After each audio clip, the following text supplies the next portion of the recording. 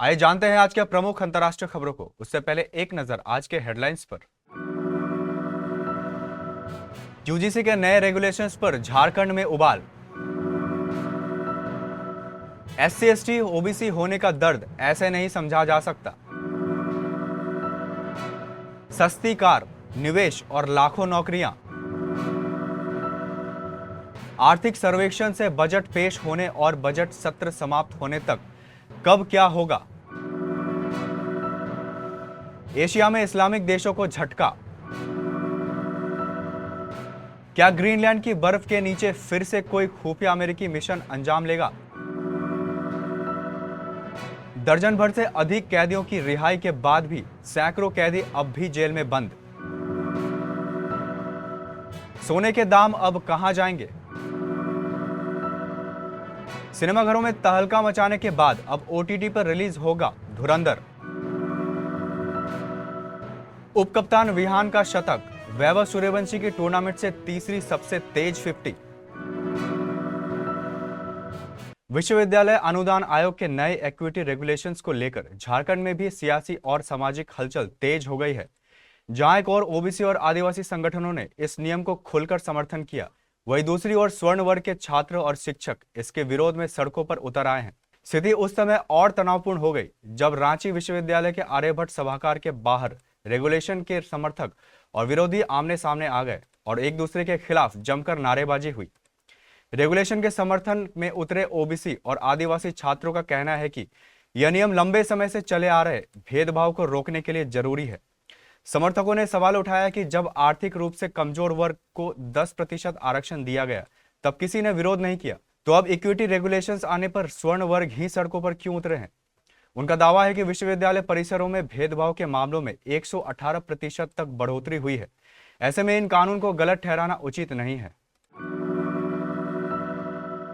जब आजाद समाज पार्टी के प्रमुख और सांसद चंद्रशेखर से यूजीसी गाइडलाइंस पर हो रहे विवाद पर पूछा गया तो उन्होंने कहा, मुझे समझ नहीं आता है कि इसका विरोध क्यों हो रहा है। इसका विरोध करने वाले 90% ऐसे लोग हैं जिन्होंने इसे पढ़ा ही नहीं है। मीडिया से बात करते हुए उन्होंने कहा, पहली बात, एससी एसटी ओबीसी होने का दर्द एससी एसटी ओबीसी होकर ही समझा जा सकता है। गाइडलाइंस एसटी एसटी ओबीसी के लोगों ने नहीं बनाई है, समिति ने बनाई है।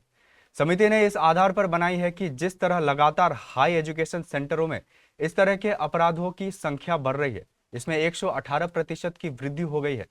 इसके आधार पर रिपोर्ट बनी है। भारत और यूरोपीय संघ में डील का ऐलान हो चुका है। 27 जनवरी को आधिकारिक तौर पर दोनों देशों के बीच फ्री ट्रेड एग्रीमेंट पर मोहर लग गई। प्रधानमंत्री नरेंद्र मोदी ने कहा कि आखिरकार ऐतिहासिक व्यापार समझौता पूरा हो चुका है, जो दशकों से रुक रुक कर चल रही थी। दोनों देशों ने इस डील के तहत अपने मार्केट एक दूसरे के लिए खोलने पर सहमत हुए हैं। दोनों ने 90% तक प्रोडक्ट्स पर टैरिफ कम या समाप्त कर दिया जाएगा। इस कदम से भारत में भी आने वाले यूरोपीय प्रोडक्ट्स सस्ते हो जाएंगे। साथ ही भारत का एक्सपोर्ट यूरोप में बढ़ेगा। केंद्रीय वित्त मंत्री निर्मला सीतारमण 1 फरवरी 2026 को 2026-27 के लिए यूनियन बजट 2026 करेंगी। यह उनका लगातार 9वां बजट और मोदी के नेतृत्व वाली एनडीए 3.0 सरकार का तीसरा पूर्ण बजट रहेगा। संसद का बजट सत्र 28 जनवरी से 2 अप्रैल तक चलेगा, जिसमें 13 फरवरी से 9 मार्च तक अवकाश रहेगा। इस बार का बजट में टैक्स में राहत, कस्टम्स में बदलाव और एक्सपोर्ट्स को राहत देने वाला हो सकता है। केंद्रीय बजट में सरकार का आर्थिक विकास का आकलन और यह बताया जाता है कि सरकारी खर्च को मंत्रालय और योजनाओं में कैसे बांटा जाएगा। इसमें विस्तार से बताया जाता है कि सरकार इनकम और कॉर्पोरेट टैक्स जैसे टैक्स के साथ साथ पीएसयू, डिविडेंड और एसेट मोनेटाइजेशन जैसे नॉन टैक्स सोर्स से रेवेन्यू कैसे जुटाने की योजना बना रही है।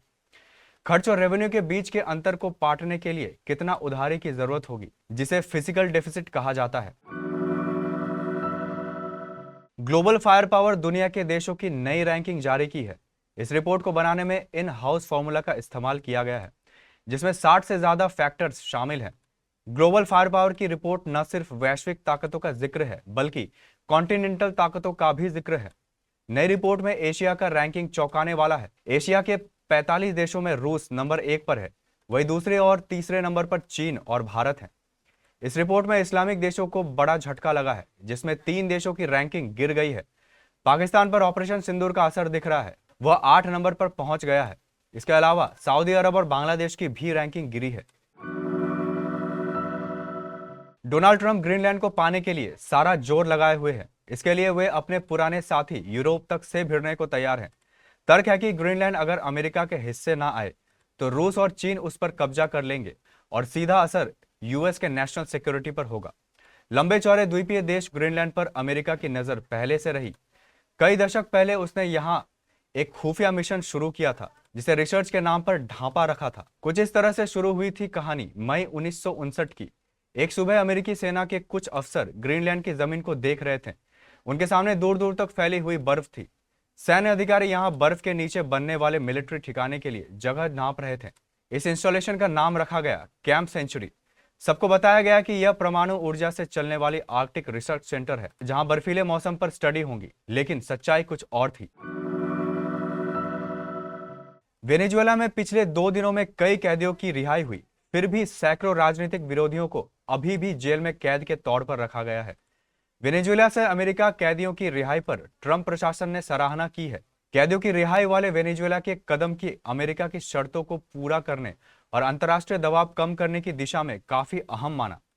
आपको बता दें, हाल ही में अमेरिकी राष्ट्रपति डोनाल्ड ट्रंप के प्रेशर में वेनेजुएला की कार्यकारी राष्ट्रपति के नेतृत्व में कैदियों की रिहाई की जा रही है। अमेरिका वेनेजुएला की कार्यकारी सरकार से बंदियों की रिहाई की लगातार मांग कर रही है। सोने की कीमतों में लगातार उछाल देखने को मिल रहा है। 26 जनवरी को सोने की कीमत पहली बार $5,000 प्रति आउंस के पार चली गई। सोना 4,97,000 रुपए प्रति आउंस हो गया था। इसका मतलब है कि 10 ग्राम सोने की कीमत 1,61,000 रुपए हो गई है। इससे यह साबित हो गया है कि पारंपरिक रूप से जिस संपत्ति में निवेश किया जाता था वह अब भी चलन में है। सोने की ऐतिहासिक तेजी 2025 में ही देखने को मिल गई थी, जब गोल्ड प्राइस में 60% से ज्यादा का उछाल आया था। 1979 के बाद इस वर्ष सोने में सबसे ज्यादा सालाना बढ़त देखी गई। फिलहाल साल 2026 की शुरुआत ही हुई है, अभी पहला महीना ही चल रहा है और सोना 17% से ज्यादा चढ़ चुका है। रणवीर सिंह की फिल्म धुरंधर अपने रिलीज के बाद से ही बॉक्स ऑफिस पर तहलका मचा दिया था। 5 दिसंबर को सिनेमाघरों में रिलीज हुई इस फिल्म को दर्शकों ने काफी पसंद किया।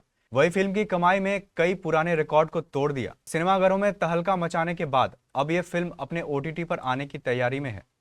वही थिएटर में रिलीज के बाद से ही फैंस इसके ओटीटी रिलीज का इंतजार कर रहे हैं।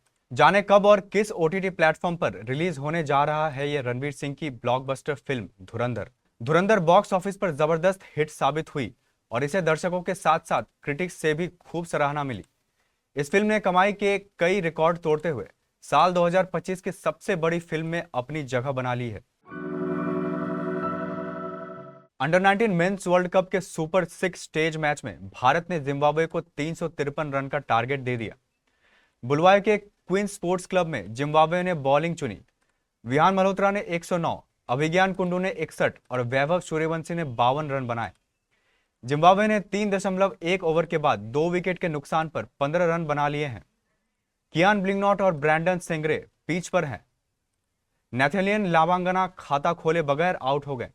ध्रुव पटेल 8 रन ही बना सके। 14 साल के वैभव सूर्यवंशी ने 23 गेंदों पर टूर्नामेंट की तीसरी सबसे तेज 50 लगाई। विहान मल्होत्रा ने शतक लगाया, वहीं अभिज्ञान कुंडू 61 रन बनाकर आउट हो गए। जिम्बाब्वे से तटेंडा चिमुगोरो ने 3 विकेट लिए। पनासे मजाई और कप्तान सिम्बाराशे मुजडेंगेरेरे को 2-2 विकेट मिले। ध्रुव पटेल ने 1 विकेट लिया।